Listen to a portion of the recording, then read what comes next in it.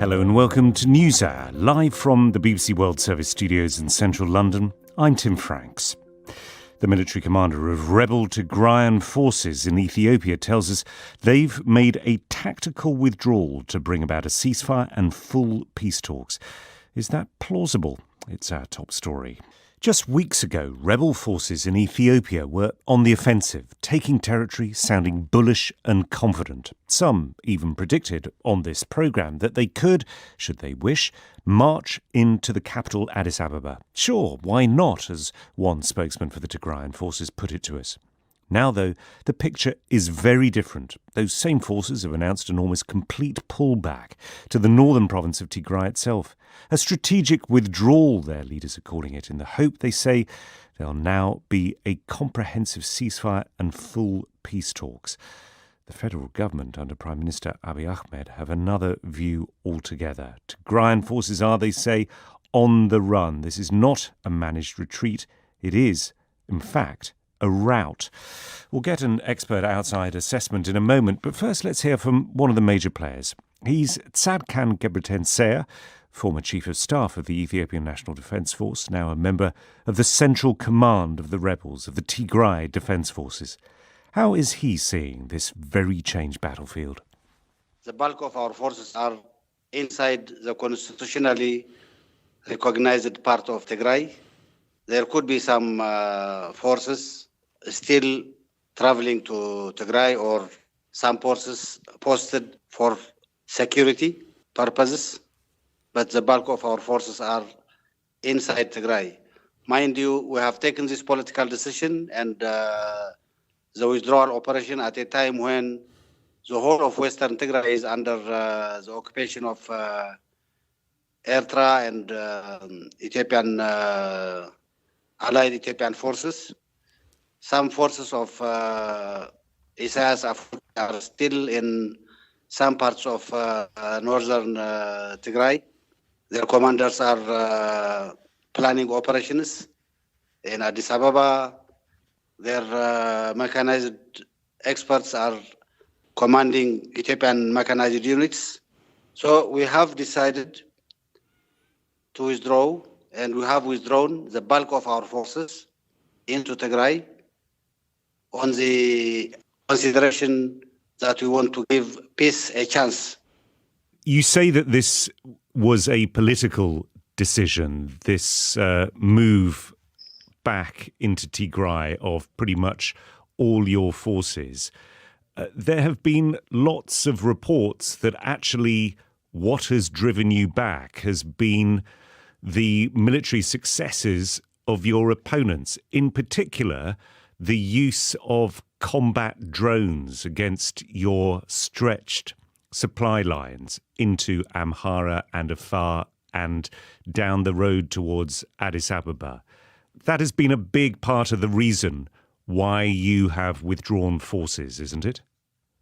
I would not say it was not a factor, but that is not the only factor. When we marched to Addis Ababa, the political and diplomatic arrangements did not go in tandem with our military progress. The diplomatic and the arrangements were not in place. And it was a factor that we had to consider, especially when we have a very long supply line, supplying a huge army, and our trucks are moving either for supplies or reinforcements. Those were an easy target for the drones. So the drones had an effect on our supply line.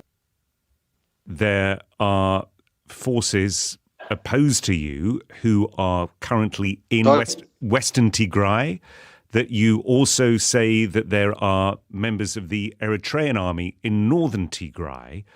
Why did you not concentrate your efforts there? Were you guilty of perhaps being a bit too ambitious in trying to march all the way to Addis Ababa?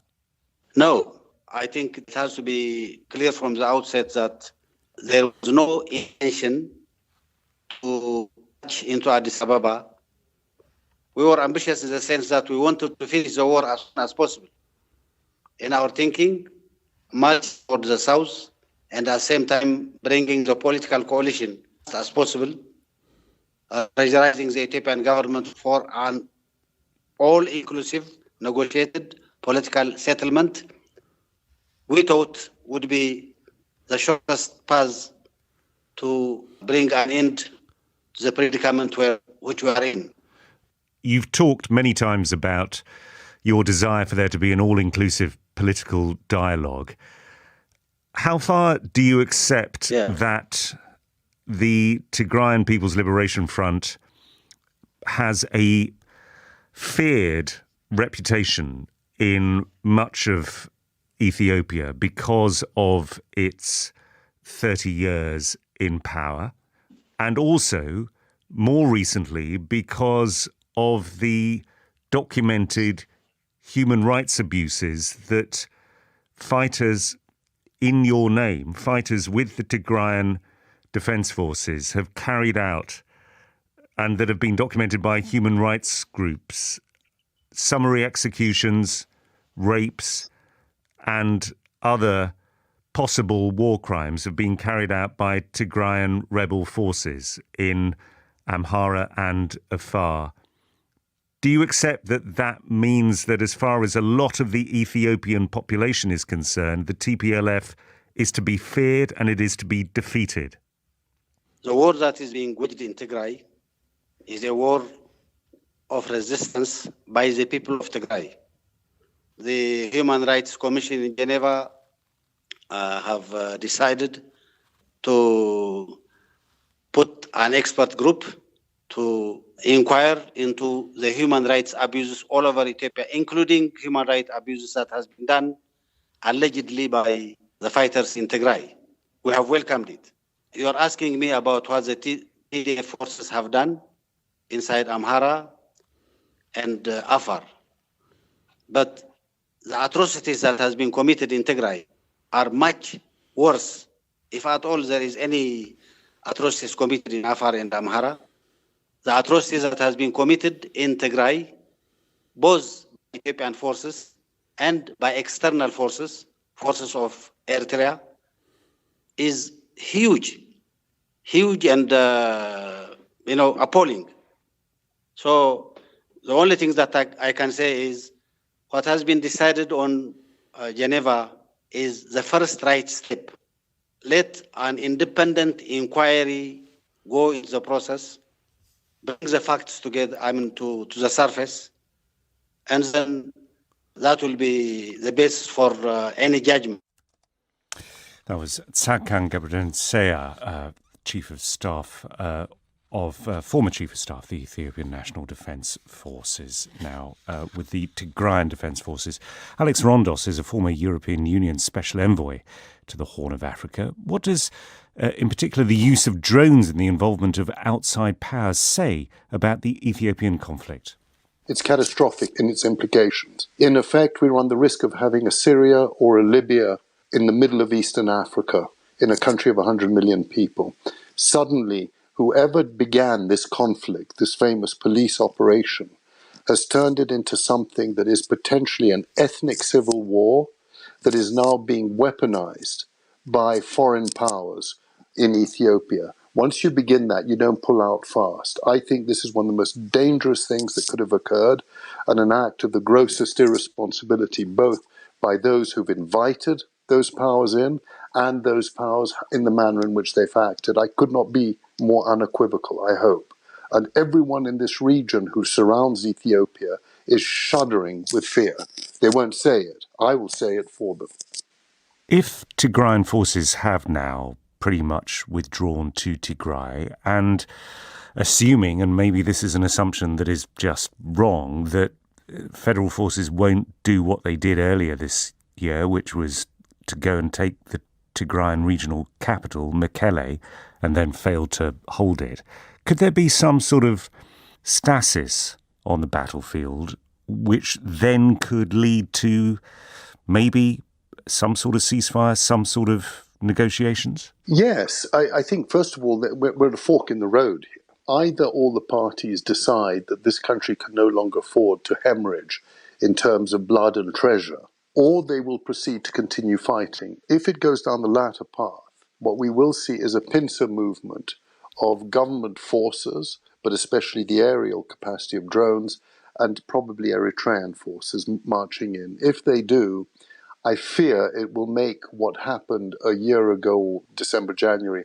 in Tigray, look fairly mild. We're getting to the stage where people want to finish an enemy off, as let's put it that way. Imagine what Sri Lanka did to the Tamils, I suppose, is one way of looking at it. It'll be an issue of sort of vanity and vindictiveness at work. That is one path, and it will be without mercy, I can assure you, and horrifying. The alternative is that everyone sits back and takes a very deep breath. And this includes the people who supply weapons. They don't need Ethiopia to collapse in the way it could do. It means that Western powers also engage in trying to get people to the table. What I can tell you is this, that if tomorrow the guns stop firing and everyone stopped, and they could do, it's called a cessation of hostilities, and you just freeze right where you are. You quickly introduce people to verify that it's frozen, and then you start talking, and then you get to a ceasefire. I believe it's possible, but above all, it's really necessary, because there's one thing that most people are not talking about. This country, which was developing quickly economic from a point of great poverty, though, is back on its knees. It is in tatters economically. And I don't know and don't understand how two parties or any parties and parts of Ethiopia are going to be able to survive and sustain themselves economically. The country's coffers are empty. Foreign investment has finished. Exports are totally diminished. Inflation is rising. People are going to be hungry soon, and not just in Tigray. This is not the way you keep a country of 100 million people together. And that is what should be scaring everyone and waking them up to get to a table. And I start with the Tigrayans, the various Amhara, Oromo, but above all the government of Ethiopia. That's the real issue we need to wake up to. Alex Rondos. This is NewsHour.